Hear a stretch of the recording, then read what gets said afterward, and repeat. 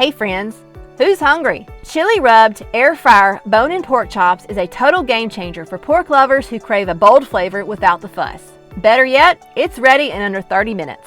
First, preheat the air fryer to 400 degrees Fahrenheit for 5 minutes. While the air fryer is preheating, combine 1½ teaspoons of chili powder, 1 teaspoon of smoked paprika, half a teaspoon of garlic powder, half a teaspoon of onion powder, half a teaspoon of cumin, half a teaspoon of brown sugar, half a teaspoon of salt, and 1/4 of a teaspoon of ground black pepper. For extra heat, you could also add a pinch of cayenne pepper. Pat 4 bone-in pork chops dry with paper towels. Brush both sides of the pork chops with 1 tablespoon of olive oil. Coat the pork chops evenly with the seasoning mix on all sides.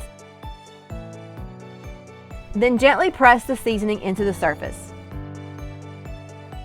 Place the seasoned pork chops in the preheated air fryer basket in a single layer. If you have a small air fryer, you may need to do this in batches.